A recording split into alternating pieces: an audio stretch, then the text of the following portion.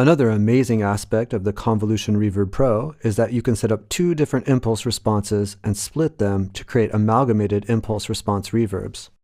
I'll begin by auditioning the samples I'm using for my IRs. I've chosen a nice assortment that I and my colleagues recorded.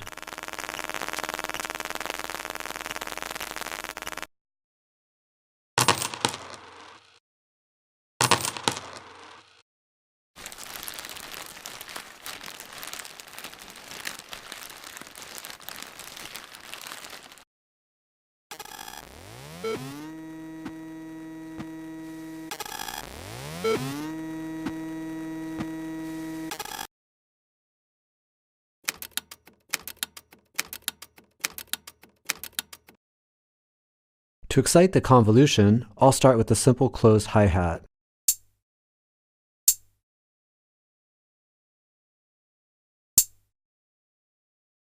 Let's look at the mode selector. In single mode, I can load, audition, and switch between two different impulse responses.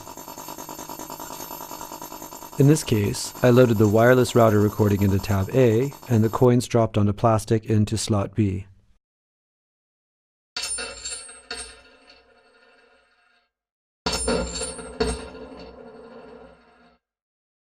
By setting the mode to split, I'm able to combine these two different IRs. In this mode, A is used for the early reflections and B for the late reflections. This is a fascinating function as it can lead to impressive morph reverbs that are nothing short of otherworldly.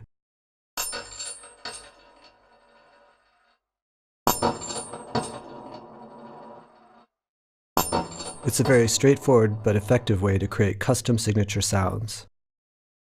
The buck doesn't stop here. If I toggle the advanced settings, we have many more options for shaping our reverb.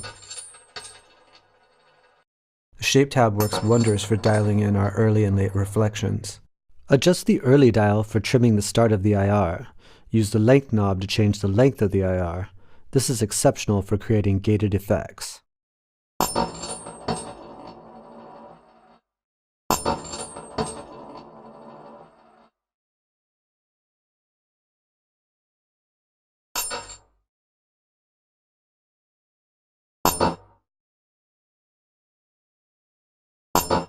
The cascade parameter blends the early and late reflections. This can help to smooth out or modify the crossover between IRs.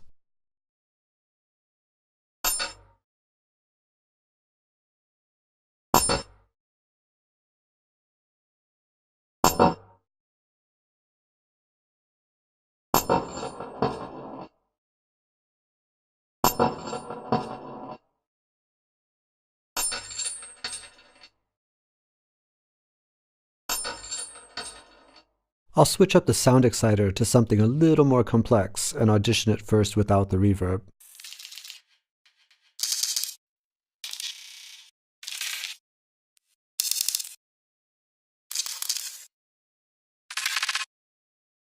I've switched on the reverse button to reverse the IR.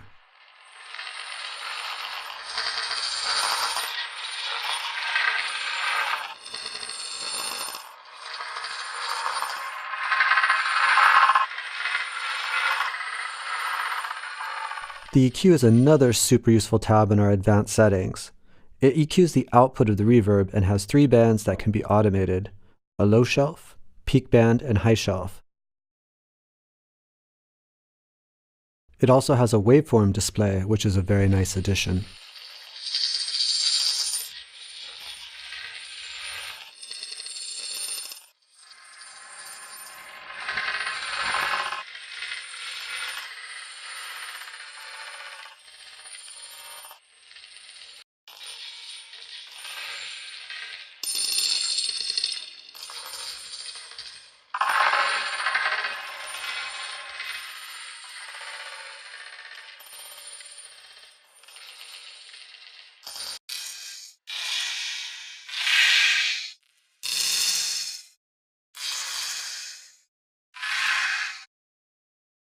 The Position tab pans the reverb.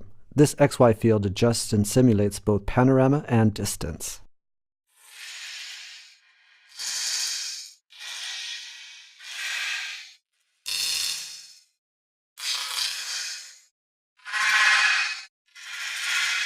The mod section adds semi-random modulation based on rate and depth.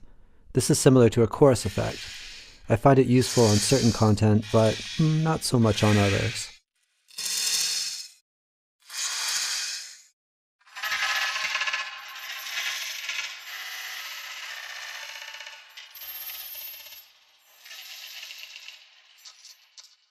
Damp is an offline process for damping and is much like using an EQ. Boosting or attenuating various bands increases or decreases the rate of decay of corresponding frequency content.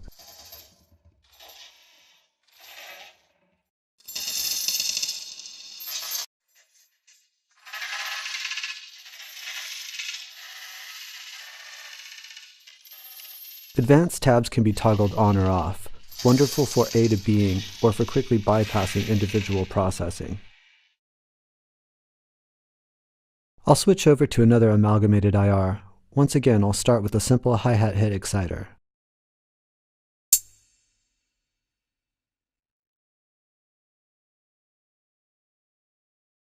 This time I've loaded plastic wrapping rustling and a MacBook hard drive rev-up sound. I'll play around with some of the settings and we'll have a listen.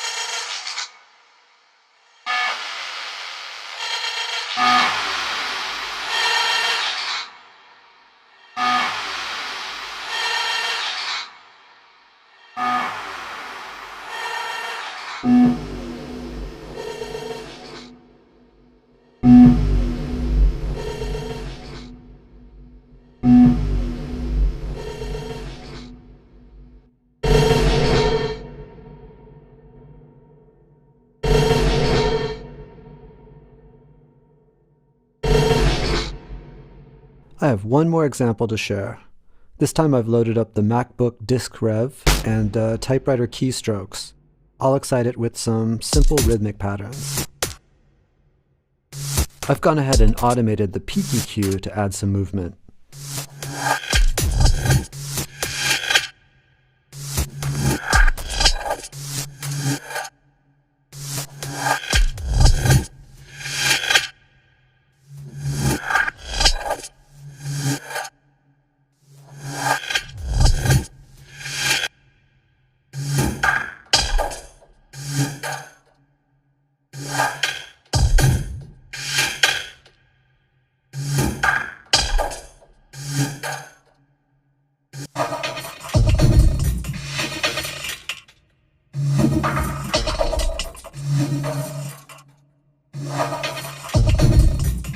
Let me take a minute to show you quickly how to add session automation. Session automation is written in clips as envelopes. Each parameter has its own envelope, and this can be recorded or drawn in on a clip-by-clip basis. The session record button is located in the transport. You'll need to first turn on the automation arm button though before you can record session automation.